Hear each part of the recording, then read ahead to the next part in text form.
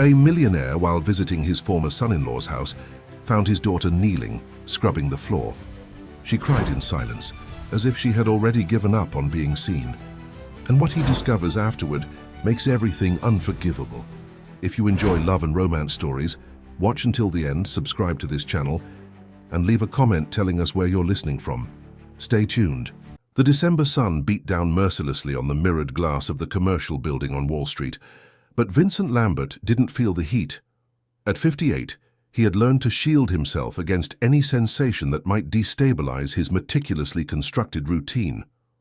His hands, strong and marked by time, leafed through contracts for yet another billion-dollar development, while the phone rang insistently on his mahogany desk. 40 years building New York from scratch, brick by brick, deal by deal, had transformed the poor boy from upstate into a money-making machine, but it had also emptied something inside him that might never pulse again. His secretary knocked on the door. "Mr. Lambert, architect Caleb Mendez is here to see you." Vincent looked up from the document. It had been 3 years since he'd seen his former son-in-law. 3 years since Helen had disappeared from his life like a wound that never properly healed. His daughter's divorce had been a silent relief. After all, he had always known that. Caleb was an elegant opportunist, the kind who seduces with beautiful words and grandiose projects. But Helen had chosen, and Vincent, true to his inflexible nature, had cut all ties when she refused his advice. "Send him in," he said, adjusting his Italian tie.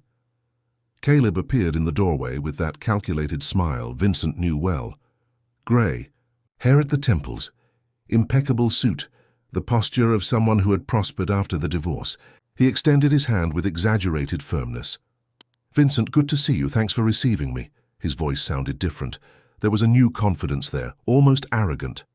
Vincent shook his hand briefly and indicated the leather armchair. "What brings you here, Caleb?" Straight to the point. It had always been like that. Caleb crossed his legs, too relaxed for someone who was facing the man who had once called him a parasite. "I wanted to invite you to see my new apartment. Duplex in Tribeca, view of the park. I know you appreciate good architecture." He paused calculatedly. "And I also wanted to talk about some projects. I'm expanding the firm, buying land. Perhaps we can do business." Vincent studied the face of the man before him. There was something strange about that invitation, an urgency disguised as casualness. "When? How about today, late afternoon? I can show you the plans I'm developing. I think you'll be interested." Caleb smiled again, but this time Vincent noticed a coldness in his eyes that hadn't been there before. 2 hours later, Vincent was parking his black BMW in front of the luxury condominium.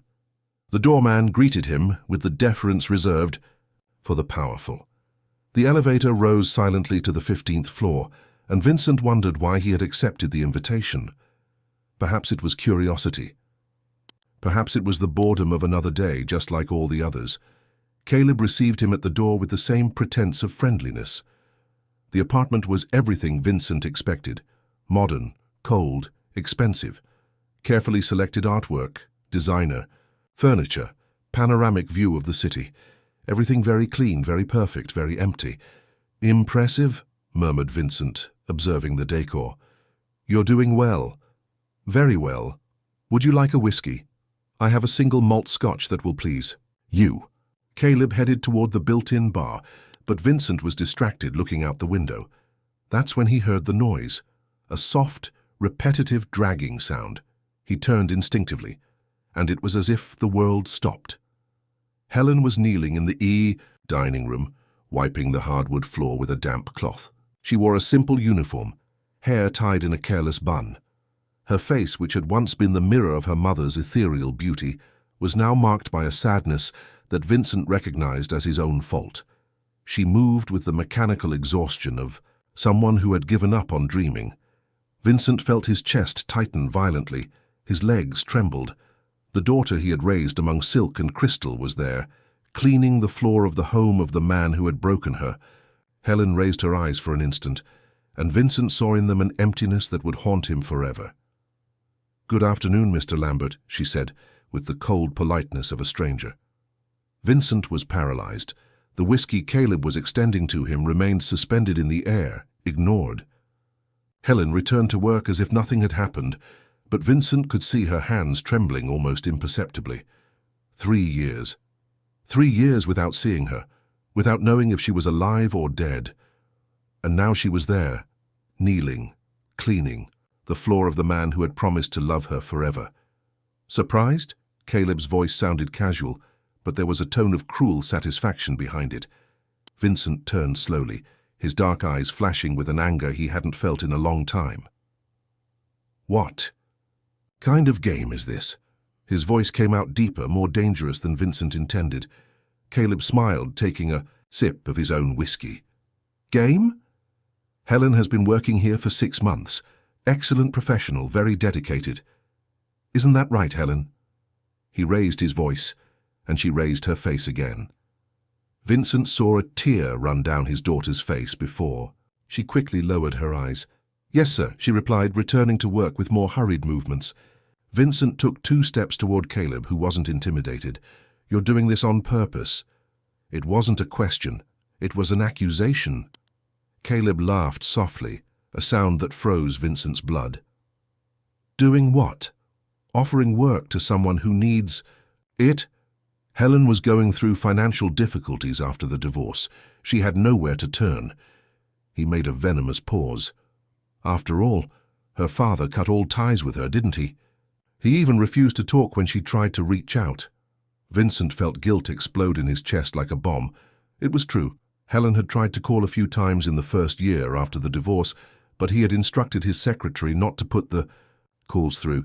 Stupid pride that now turned into nausea. How much do you want? The question came out automatically, desperate. Caleb raised an eyebrow. For what? To leave her alone, how much? Caleb laughed loudly this time, a sound that echoed through the apartment. Helen stopped moving, as if the laugh had physically hurt her. It's not about money, Vincent. It never was. It's about justice. You humiliated me, called me a gold digger, said I wasn't worthy of your daughter. Now she works for me. See the irony? Vincent clenched his fists. At 58, he still had enough strength to break Caleb in half, but Helen was there. He couldn't make a scene in front of her. He couldn't make the situation even worse. Helen, he called softly. She stopped but didn't raise her eyes. Daughter, let's go. You don't need to stay here. Caleb's laugh cut through the air again. She can't leave, Vincent. We have a contract. And she has, let's say, certain obligations to fulfill. There was something sinister in those words. Vincent felt a shiver run down his spine. What kind of obligations? Nothing you need to worry about. Helen is an adult woman. She makes her own choices. Caleb approached Vincent's daughter and placed his hand on her shoulder. Helen visibly shrank, but didn't move away. Vincent instinctively advanced, but Helen's voice stopped him. Dad, please. Don't complicate things. The word dad sounded strange in her mouth, as if it were a foreign language. I'm fine, it's just a job. But Vincent could see that she wasn't fine. There was something broken in her, something that went beyond divorce. Her lack of money. There was fear, there was resignation. There was a sadness so deep that he felt as if he were looking into a mirror of his own past. I'm not going to leave you here, he said, taking another step. Caleb laughed again. It's not your decision. Helen owes me some things. Money, favors. It's complicated. He slightly squeezed her shoulder, and Vincent saw Helen close her eyes as if feeling pain. How much does she owe you? It's not just money, Vincent. There are other issues involved. Personal issues. Caleb's tone was deliberately ambiguous, dangerous. Vincent felt his anger transform into something darker, more primitive. If you laid a finger on her, what will you do? Sue me? Threaten me? Caleb released Helen and approached Vincent. Your daughter is an adult woman, free to make her own choices, and she chose to work for me. Helen got up slowly, putting the cleaning supplies in a bucket. Her movements were precise, automatic, as if she had done it thousands of times. When she passed by Vincent, he smelled. Her perfume, the same as always, but now mixed with the smell of disinfectant. I need to go, she murmured without looking at him. I have other apartments to clean. Helen, wait. Vincent extended his hand, but she was already at the door. "We need to talk." She stopped, her hand on the doorknob. "We have nothing to talk about, Mr. Lambert. We already talked about everything 3 years ago." And she left, taking with her the last piece of the heart that Vincent thought he no longer had. Vincent left Caleb's apartment like a man possessed. He couldn't get the image of Helen kneeling out of his head. The resignation. In her eyes, the fear disguised as politeness. He spent the entire night awake in his office, drinking whiskey and reviewing every word of the conversation. There was something deeply wrong with that situation. Helen wasn't just working for Caleb, she was trapped by him in some way that Vincent couldn't understand. The next day he hired a private detective, discreet, efficient, expensive. He wanted to know everything about Helen's life over the last 3 years. Where she lived, how she survived, what kind of contract she had with her ex-husband. He wanted answers to the questions that kept him awake until dawn. It was during one of those investigations that Vincent returned to Caleb's building, not to confront him again. That would be useless, but to observe, to understand. He parked across the street and stayed there, feeling ridiculous but unable to leave. He needed to see Helen again, even if from a distance. That's when he saw her. Not Helen, but a woman who came down from the building carrying a folder of sheet music. Wavy brown hair, simple but elegant dress, a gentle smile on her face as she greeted the doorman. There was something about her that caught Vincent's attention, a serenity, an unartificial beauty that contrasted with everything he knew. She walked to the bus stop, and Vincent, in an impulse he couldn't explain, got out of the car. He approached, slowly as if it were a coincidence. "Excuse me," he said, and the woman turned. Her eyes were green, deep, intelligent. "Are you coming from that building?" "Yes," she answered, studying him with curiosity. "I give piano lessons to the children on the 12th floor. Why?" Vincent hesitated. He couldn't tell the truth. "I'm thinking of buying an apartment there. What's the building like?" She smiled, and Vincent felt something warm in his chest. "It's a good building. Efficient security, well-maintained apartments. I've lived on the 13th floor for 2 years." She paused. "You look like someone who can afford any apartment in the city. Why this one in particular?" The question caught him off guard. There was a perceptive intelligence in her that bothered him and at the same time attracted him. "Location," he lied. "And do you like living there?" "I do. People are polite, respectful. Except..." She stopped as if she was about to say something but had changed her mind. "Except?" "Nothing, forget it." She looked at her watch. "My bus is late. It always is." Vincent looked at the BMW parked across the street. "I can give you a ride." She laughed, a genuine sound that Vincent hadn't heard in a long time. "You have a BMW and are thinking of buying an apartment in an expensive building, but you're here at the bus stop. What's this about?" Vincent smiled for the first time in weeks. "You're suspicious." "I'm realistic, and you didn't tell me your name." "Vincent. Vincent Lambert." Her expression changed immediately. It wasn't recognition. It was something more, complex, as if she were reorganizing all the information she had about him. "Vincent Lambert from Lambert Construction?" "Yes." He waited for the usual reaction. Deference, interest, the subtle change in tone of voice that always happened when people discovered who he was. But she just nodded. "I see. So you don't want to buy an apartment at all, do you?" It wasn't a question. It was a statement. Vincent was silent for a moment. "No." "Can I ask what you really want?" "Information about a person who works there. My daughter." Her expression softened. "Helen?" The name came from her mouth with a familiarity that surprised Vincent. "You know her?" "I do. She cleans my apartment twice a week. She's an amazing woman." She paused. "Are you the father she never talks about?" The question was like a punch to the stomach. "She talks about me?" "No. That's the point. She never talks about family, about the past, about anything personal. But sometimes I see her crying when she thinks no one is watching." The woman studied Vincent's face. "What kind of man lets his daughter clean floors around town?" Vincent felt guilt explode again. It's complicated. It always is, she sighed. My name is Emily, by the way. Emily Sanders. And if you really are Helen's father, you should know that she's not well. There's something happening to her that goes beyond money or work. What do you mean? She's afraid, really afraid. It's not just sadness or exhaustion, it's terror. Emily looked directly into Vincent's eyes. And a father who really loves. His daughter wouldn't let that happen. Vincent felt as if he'd been slapped. You don't know me. I don't need to. I know Helen, and I know that a woman like her wouldn't end up where she is if she'd had a present father. Emily raised her hand when Vincent was about to protest. But you're here now. That counts for something. The bus finally arrived. Emily headed for the door, but before getting on, she turned to Vincent. If you really want to help Helen, find out what Caleb is doing to her, because whatever it is, it's destroying what's left of the woman she once was. And she got on the high bus, leaving Vincent standing on the sidewalk with more questions than answers.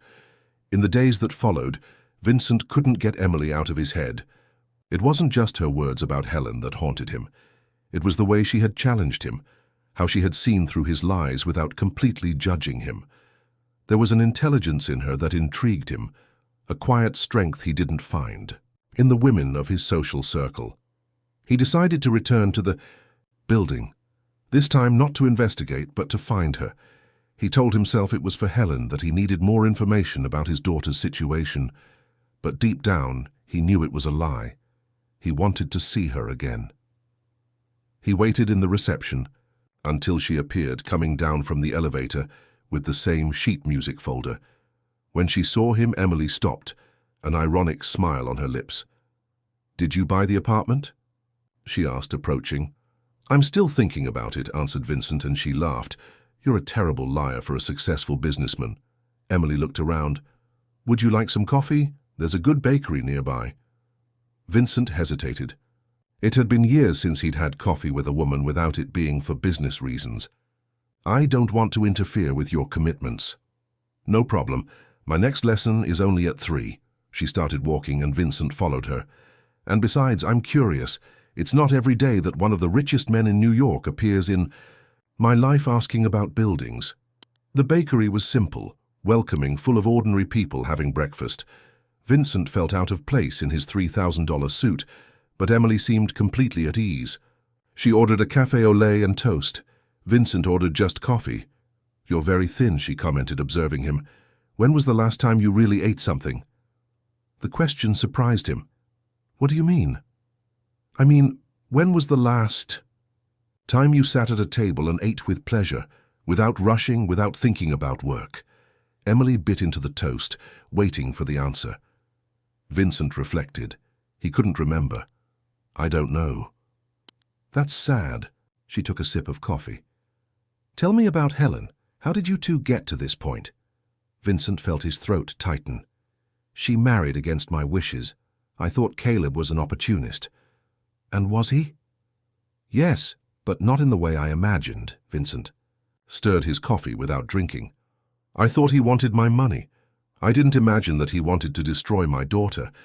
Emily studied him in silence. Did you love her? I love her, Vincent corrected automatically. I always have. Then why did you push her away? The question was direct, without beating around the bush. Vincent felt exposed. Because I thought she would choose him over me, so I chose first. Chose what? Pride, anger, loneliness. Vincent raised his eyes to her. I chose everything that kept me safe and far from the possibility of being rejected. Emily nodded slowly. I understand. You were afraid of losing her, so you lost her on purpose, more or less that. And now I've discovered that she never rejected me, that she tried to reach out several times, but I didn't let her. Vincent finally drank the coffee, which was cold. Now it might be too late. Emily was silent, for a moment watching the movement of the street through the window. Can I tell you something about Helen? Vincent nodded. She talks in her sleep. When she naps on my couch after work, she talks in her sleep. Do you know what she says? What? She apologizes to you, says she didn't want to disappoint, that she just wanted to be loved. Emily looked directly at Vincent. A 35-year-old woman, still apologizing to her father in her dreams. Does that tell you anything? Vincent felt his eyes burn. She slept on your couch. Sometimes when she's too tired to go home, or when she's afraid. Emily paused. She never told me what she's afraid of, but sometimes she shows up with marks on her arm. Bruises, she says, are from bumping into furniture. Vincent felt anger explode in his chest. Caleb is hurting her? I don't know. She doesn't talk about it. But a woman doesn't have that kind of fear for nothing. Emily reached out and briefly touched Vincent's arm. The contact was electric, unexpected. You need to get her out of there. I'm trying. I hired a detective. I'm investigating her financial situation, trying to understand what kind of contract she has with him. What if it's not just about money? Vincent looked at her, confused. What do you mean? What if it's blackmail? What if he has something against her that forces her to stay? Emily withdrew her hand, but Vincent could still feel the warmth of her touch. Do you know your daughter's secrets? I thought I did, but now... Vincent shook his head. Now I think I never really knew her. It's never too late to start. Emily smiled, and Vincent felt something warm in his chest. I can help you. How? I'm her friend. She trusts me, or at least trusts me more than anyone else. Maybe I can find out what's going on. Vincent studied her face. There was a sincerity there that he hadn't found in a long time. Why would you do that? Because I like Helen, and because... She hesitated. Because I think you're not the cold man you pretend to be. You don't know me. No, but I want to. The phrase came out more intimate than Emily intended, and they both were silent for a moment. Vincent felt something move inside him, something that had been dormant for years. Emily. I know, she said softly. I felt it too. And it was at that moment, in a simple bakery in Tribeca, that Vincent Lambert began to discover that he was still capable of feeling something beyond guilt and loneliness. The following weeks transformed into a delicate dance between Vincent and Emily. They met at the bakery, talked for hours, walked the streets of Tribeca like two teenagers discovering first love. For Vincent, it was a completely new experience. At 58, he was learning what it meant to get to know a woman slowly, unhurriedly, with no interest beyond the pleasure of her company. Emily talked about music with a passion he had never seen. She told stories about her students, about how each child had their own rhythm, a unique way of connecting with the piano. Vincent, in turn, talked about architecture, about how he liked to create spaces that people could call home. They discovered they had more in common than they imagined.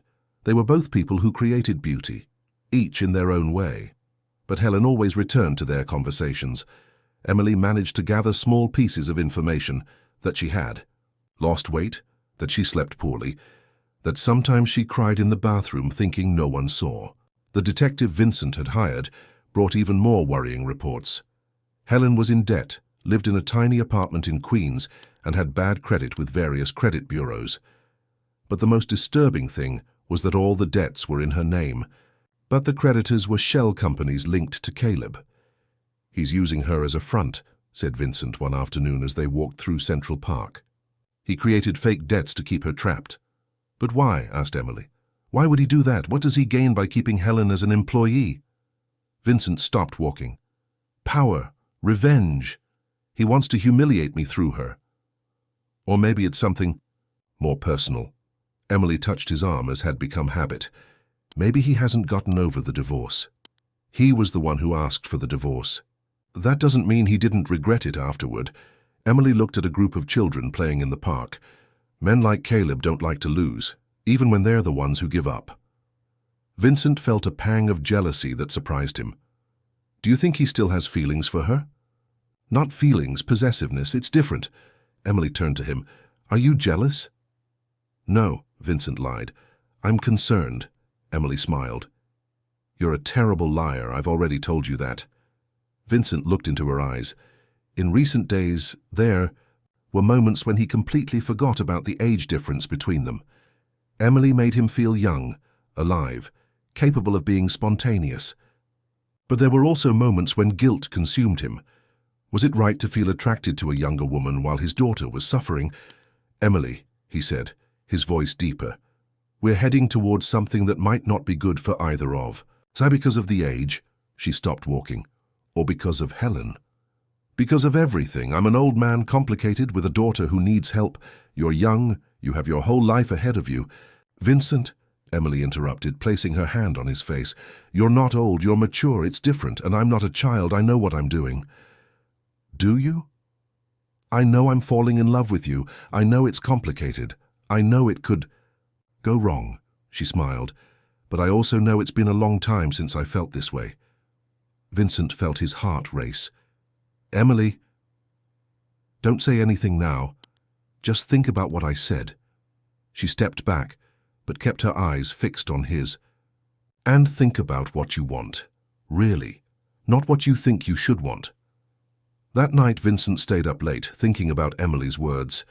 It had been years since he had allowed himself to want something beyond work and solitude. But now, for the first time, he felt hungry for something more. He wanted to get to know Emily better, wanted to be with her, wanted to discover what it would be like to wake up next to someone who understood him. But there was Helen. There was always Helen. The next day, the detective brought a discovery that changed everything. Investigating the shell companies more deeply, he discovered that Caleb wasn't just financially blackmailing Helen, he was using her situation to launder money from other businesses. Helen, without knowing, had become a key piece in an illegal operation that could send her to prison. She's in danger, said the detective. If the FBI discovers these companies, she'll be the first to be arrested. Caleb protected himself well. On paper, she's the owner of everything. Vincent felt his blood freeze. How much time do we have? I don't know. Could be a week, could be a month, but not much more than that. Vincent dismissed the detective and remained alone in his office, looking at the city through the window. He had to get Helen out of that situation, but he didn't know how. Caleb had orchestrated everything perfectly. She was trapped in a web of lies and false documents from which she couldn't escape alone. That's when his phone rang. Emily. Vincent, you need to come here now. What happened? Helen is in my apartment. She's hurt, and she's saying strange things. She said you would understand. Vincent was already getting up. What kind of things? She's delirious, but she mentioned a name, Lucas. She keeps repeating the name Lucas and crying. Emily paused. Who is Lucas, Vincent? Vincent stopped. Lucas. The name he hadn't heard in 4 years, the name that Helen had murmured in the hospital when she lost the baby. The name that Caleb had forbidden her to mention. I'm coming, he said, hanging up the phone. But as he ran to the elevator, a terrible suspicion began to form in his mind. What if Helen hadn't lost the baby? What if Lucas was alive? Vincent arrived at Emily's apartment, with his heart beating erratically. She greeted him at the door with a worried expression he had never seen.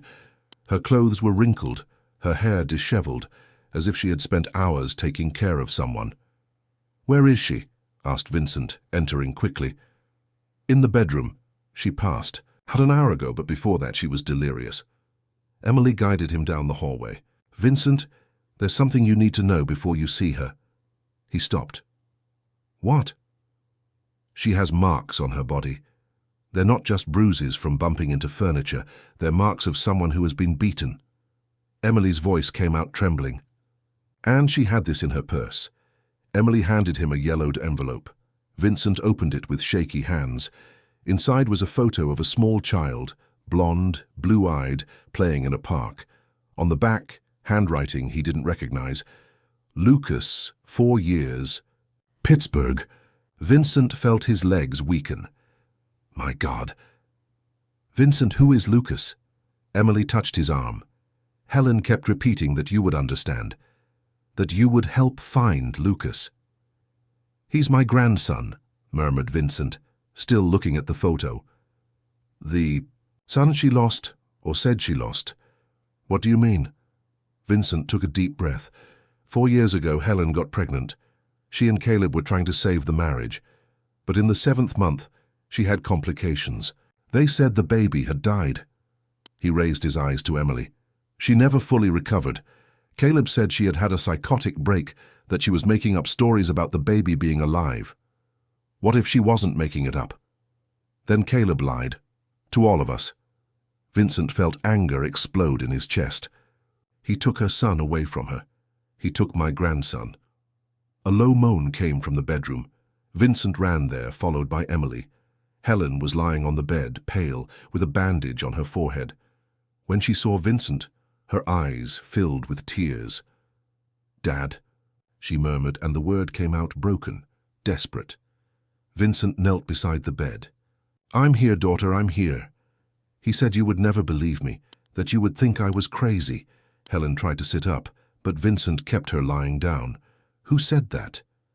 "Caleb. He said that if I told anyone about Lucas, you would have—" "Me committed. That everyone would think I'd lost my mind." She held her father's hand tightly. "But I didn't. I saw my son being born. I held him in my arms." Vincent felt his heart break. "Where is he, Helen?" "With Caleb's mother. In Pittsburgh.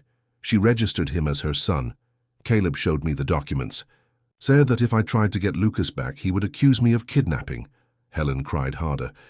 "He said I had no way to prove that I was his mother." "Son of a bitch," murmured Vincent, clenching his fists. "He beat me today," continued Helen, "because I talked about Lucas with Emily. He said that if I told anyone, he would hurt my son." Emily approached the other side of the bed. "Helen, you need to get out of there. You can't continue working for him." "I can't. He has proof that I signed documents for his companies.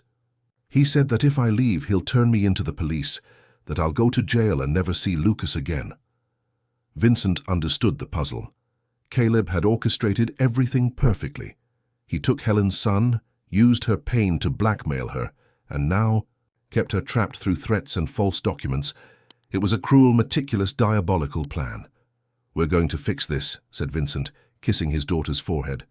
"I promise you'll have your son back." "How?" Helen looked at him with desperation. "How will we prove that Lucas is my son if all the documents say he's Caleb's mother's son?" "DNA," said Emily. "You can do a DNA test." "I need to have access to him for that," replied Helen, "and she won't allow it." Vincent was silent for a moment, thinking. There was a way to resolve this, but it would be risky, very risky. "I'm going to get Lucas," he said finally.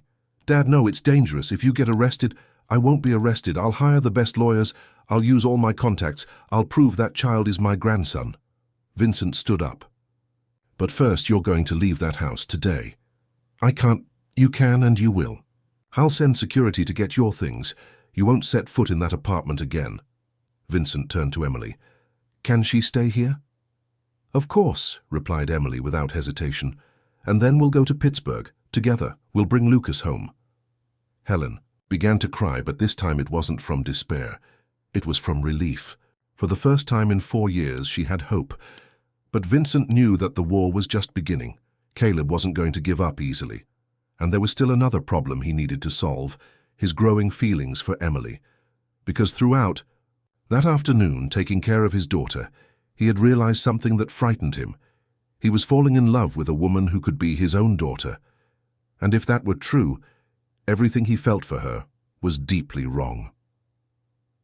At night, when Helen finally fell asleep, Vincent and Emily sat in silence in the living room.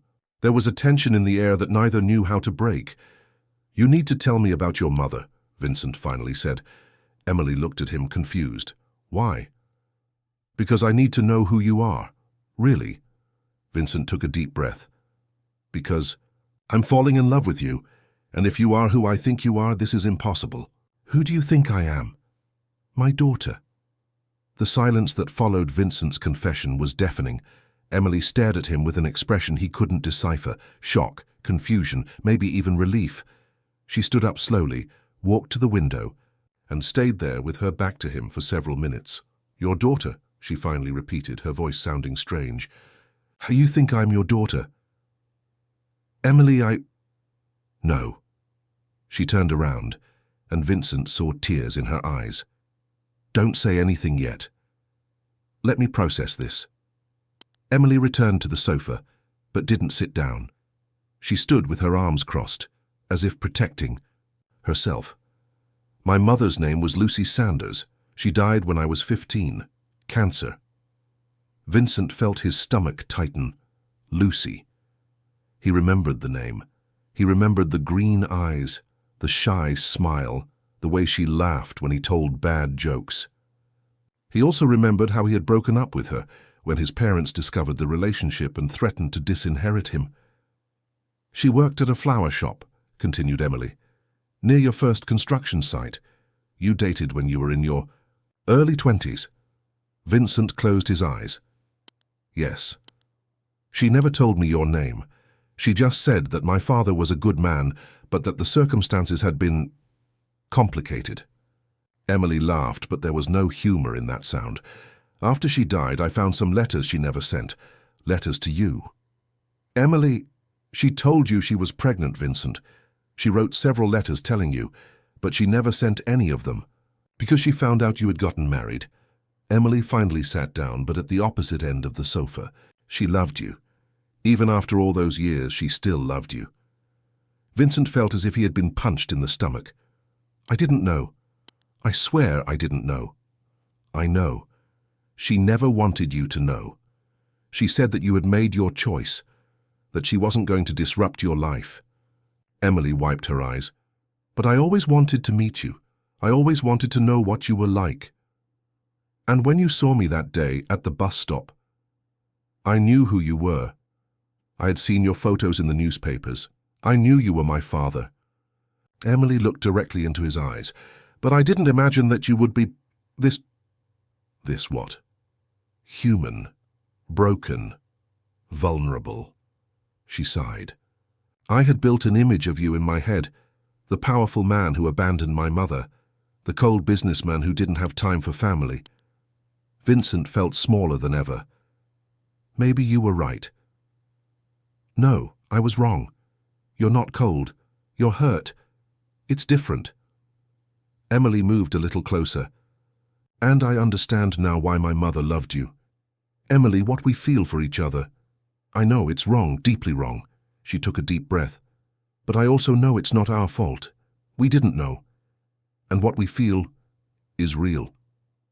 Vincent looked at her, lost. What do we do now? I don't know. Honestly, I don't know. Emily stood up again.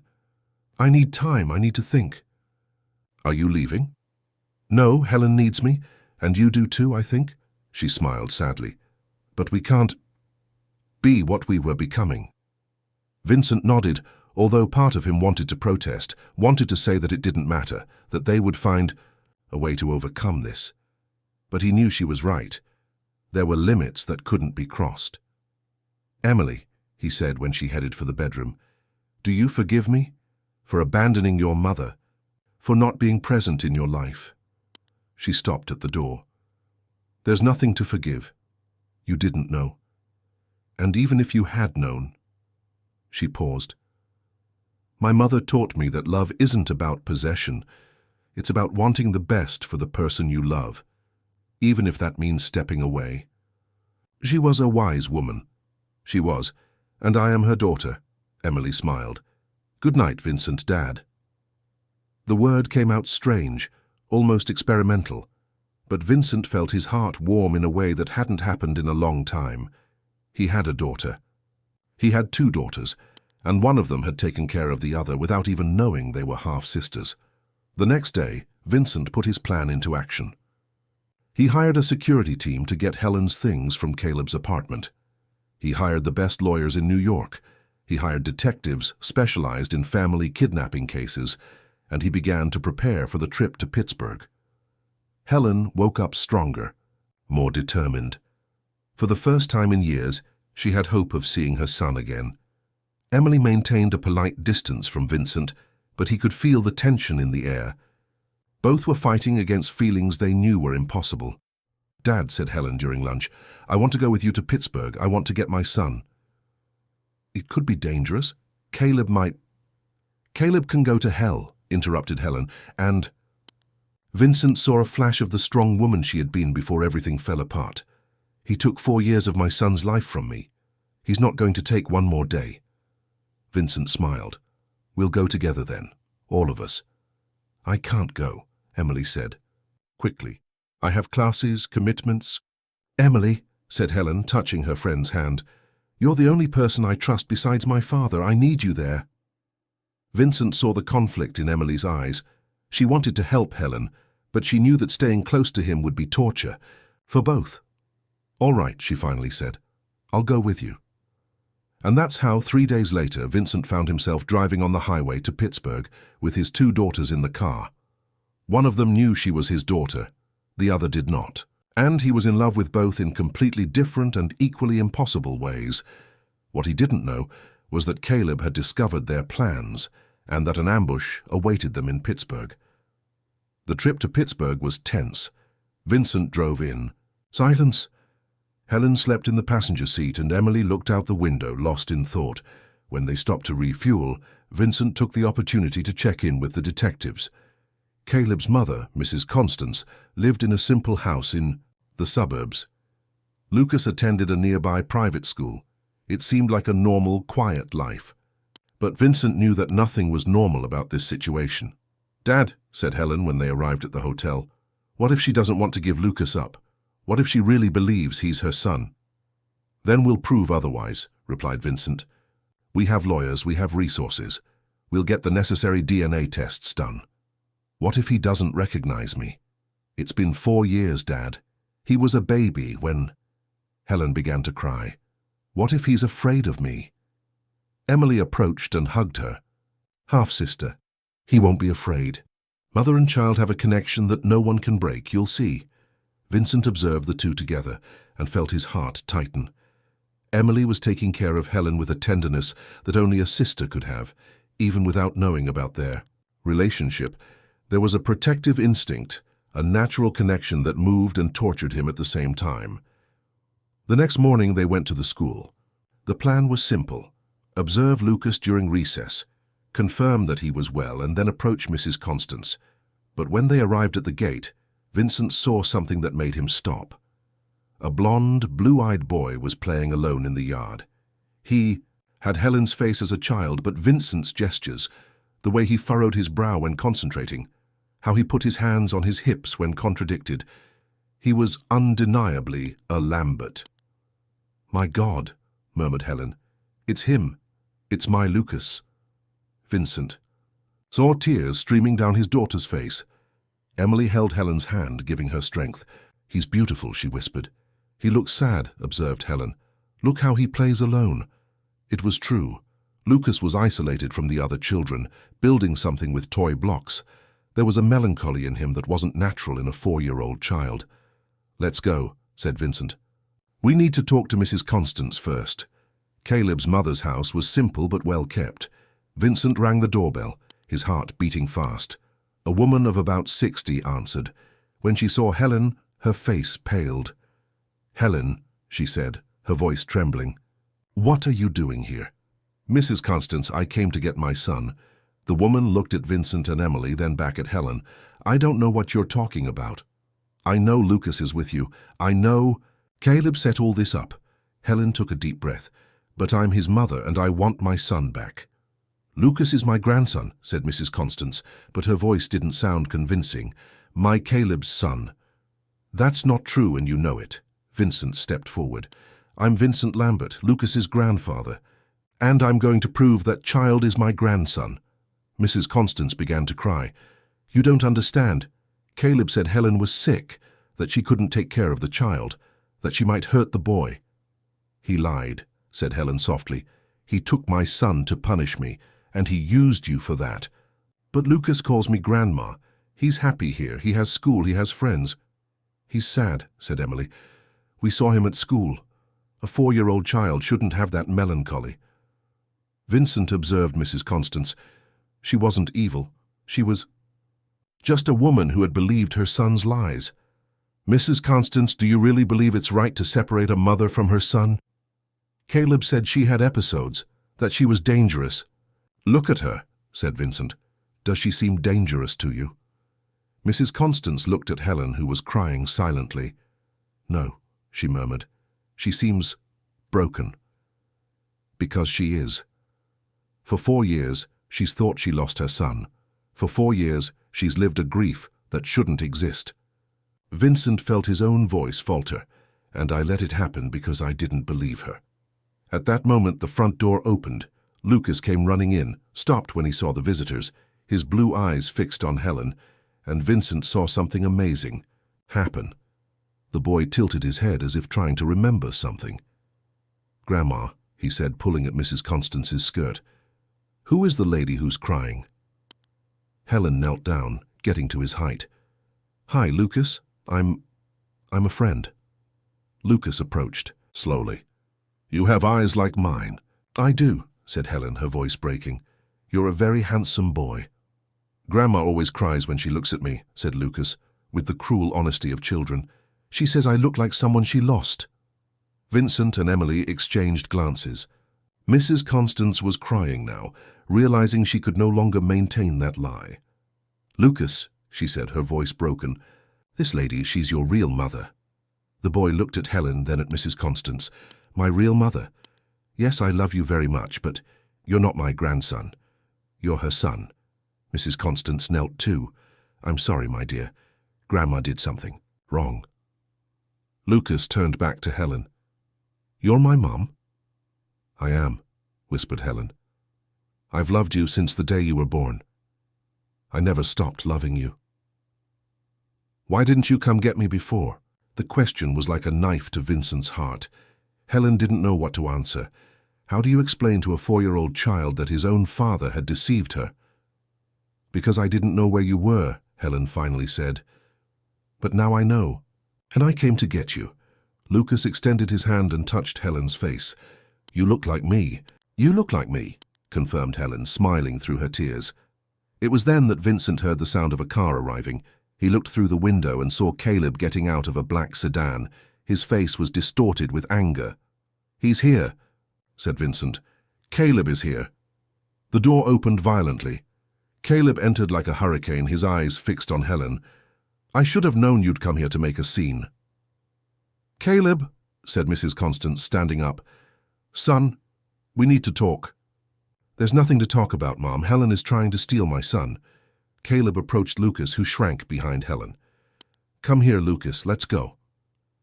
"No," said Lucas, surprising everyone. "I want to stay with my real mom." Caleb's expression transformed into something dangerous. "Your real mom? Who filled your head with these lies?" "They're not lies," said Vincent, placing himself between Caleb and Helen, "and you know that." "You," said Caleb, hatred distilling in every word. "I should have known you were behind this." "Yes, I am, and I'm going to make sure you pay for everything you've done." Caleb laughed, a cruel sound. "Pay? I didn't do anything wrong. I saved a child from an unstable mother."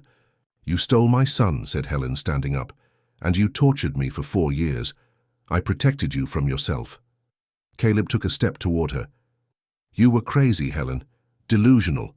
You weren't fit to care for a child." "That's a lie," said Emily, speaking for the first time.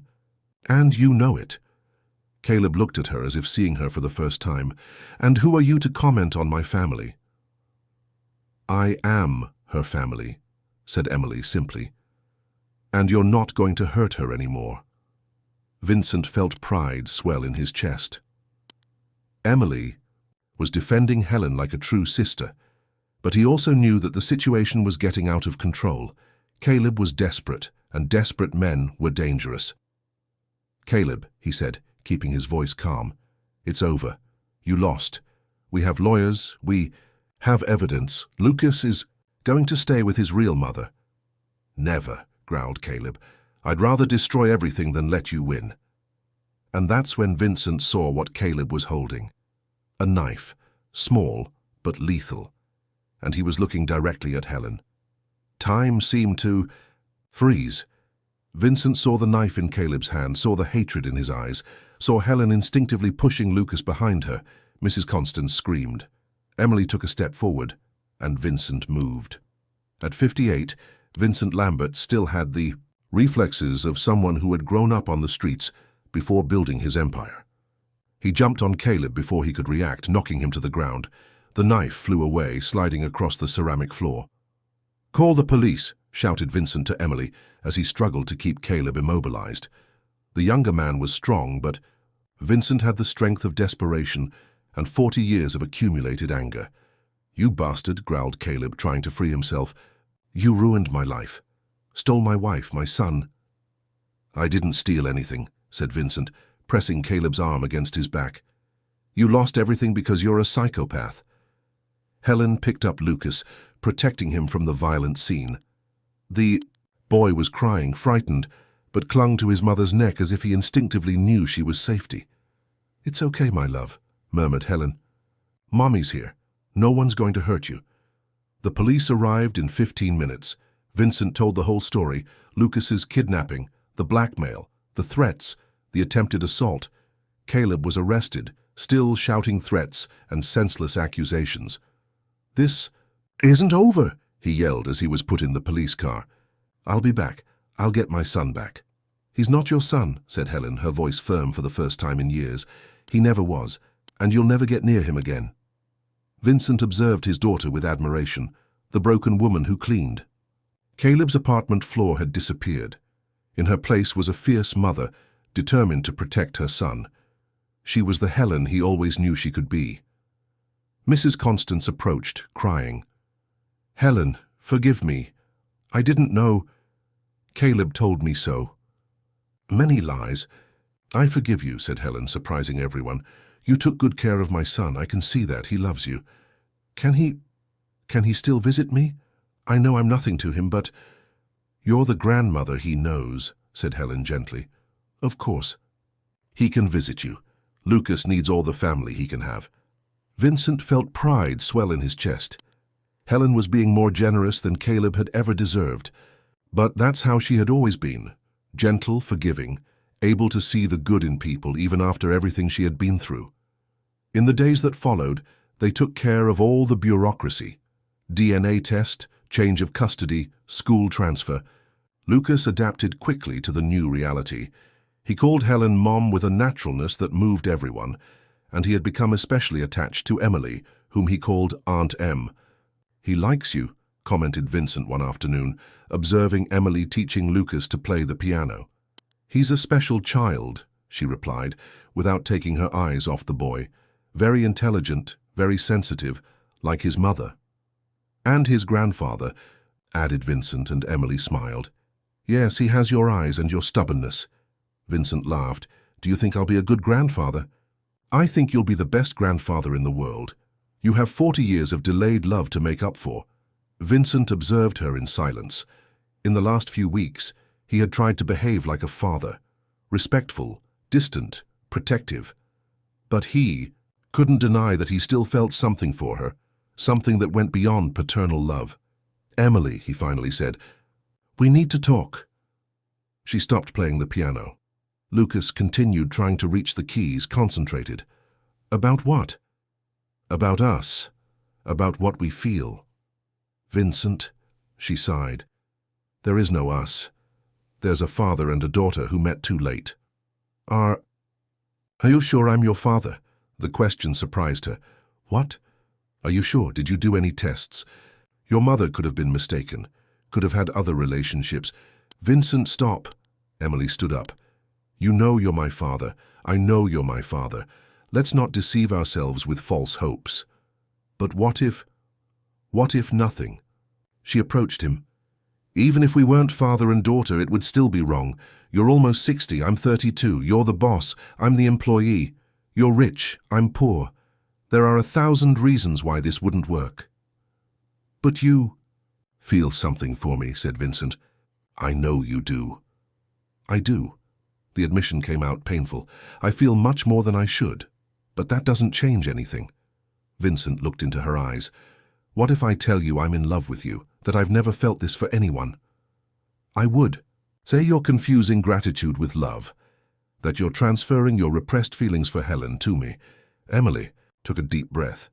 "And that even if it were true love, it would be an impossible love." "Emily, no, Vincent. We can't have this conversation. We can't feed this. She stepped back. I'm going back to New York tomorrow, alone. You don't need to do that. I do. For you, for me, for Helen, for Lucas. I need to get out of your lives before this becomes more complicated than it already is. Vincent felt his heart break. You can't just disappear. I can and I will. It's the right thing to do. The right thing would be for us to be together, said Vincent, desperate, to find a way to overcome this. There's no way to overcome this, Vincent. There's no way to make this work. Emily turned to Lucas, who had stopped playing and was watching them curiously. Come here, my love. Aunt Em is going to teach you a new song. Vincent observed the two people he loved most in the world, his daughter and his grandson, and felt a void open in his chest. Emily was right. There was no way to overcome this. But that didn't make the pain any less intense.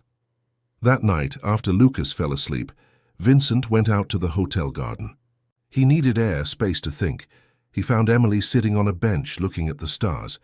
Can't sleep either, he asked, sitting down beside her. No. She didn't look at him. I'm thinking. About what? About how different it would be if we had met under other circumstances, if I weren't your daughter, if you weren't my father. She smiled sadly. I think we would have been happy together. Emily, but we weren't, and we can't be. She finally looked at him. You understand that, don't you? Vincent nodded, although every fiber of his being screamed in protest. I understand. Will you take good care of Helen and Lucas? I'll spend the rest of my life making up for the mistakes I made. I know you will. Emily stood up. Good night, Vincent, Dad. And once again, the word sounded strange, painful, impossible. Vincent stayed in the garden until dawn, knowing that the next day Emily would leave, his life forever, and that he would never be the same. 6 months later, Vincent was in his office when Helen came in with Lucas. The boy had grown, was rosier, happier. He called Vincent Grandpa, with a naturalness that still moved him. Life had returned to a normal rhythm. Helen lived in an apartment that Vincent had bought for her. Lucas attended an excellent school, and Caleb was serving time for kidnapping and attempted assault. Grandpa, said Lucas, climbing onto Vincent's lap. Mom said, You met Aunt Em? Vincent felt his heart tighten. I did. Will she come back? I miss her. I do too, murmured Vincent, but sometimes people need to go away. Helen observed her father in silence.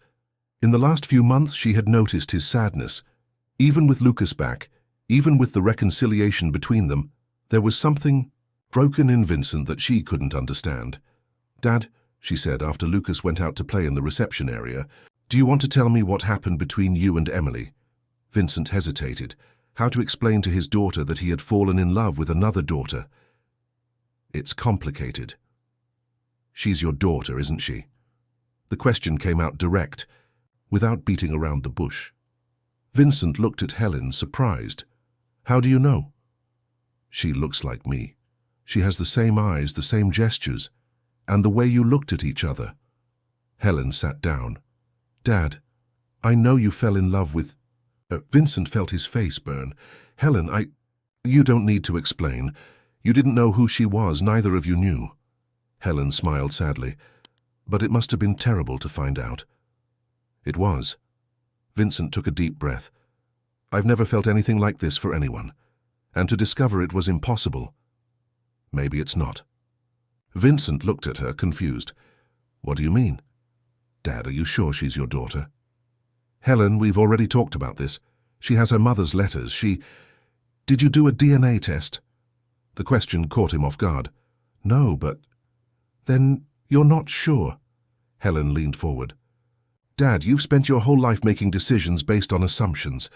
You assumed I would choose Caleb over you. You assumed Emily was your daughter. What if you're wrong again? Vincent was silent, processing his daughter's words. Even if she's not my daughter, Helen, still what? You love each other, shouldn't that be enough? There's the age difference. Nonsense. You're a healthy man, she's an adult woman. If you're happy together, what does age matter? Vincent looked at his daughter with admiration. When did you get so wise? When I discovered that life is too short to waste true love. Helen smiled. Dad, I spent 4 years thinking I had lost my son. 4 unnecessary years of grief. Are you going to spend the rest of your life lamenting a love that might be possible? But what if she really is my daughter? Then you'll accept it and move on, but at least you'll know the truth. Helen stood up. Dad, you taught me to fight for what's important. Is Emily important to you? She's the most important thing in the world. Then fight for her. That night, Vincent made a decision. He hired a private laboratory, provided a DNA sample, and asked them to compare it with a sample from Emily. He would get her sample somehow. He needed to know the truth. A week later, Vincent was at Emily's apartment door. She answered, surprised, thinner, paler, but still beautiful. Vincent, what are you doing here? I need to talk to you. He showed an envelope. I brought something you need to see. Emily let him in, suspicious. The apartment was different. There were suitcases scattered around, packed boxes. Are you moving? I'm going abroad. I got a scholarship in Vienna. I'm going to study music for 2 years. She didn't look at him. I thought it would be better. Emily, you can't run away forever. I'm not running away, I'm living my life. She turned to him. Just like you should do. Vincent took a deep breath.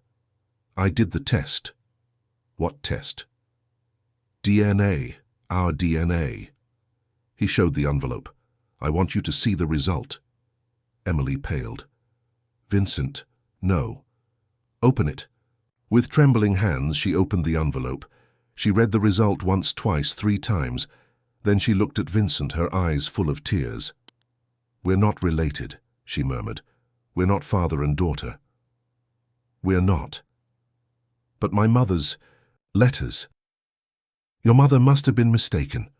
Or maybe she had other relationships at that time. Vincent approached. It doesn't matter. What matters is that there's nothing stopping us from being together.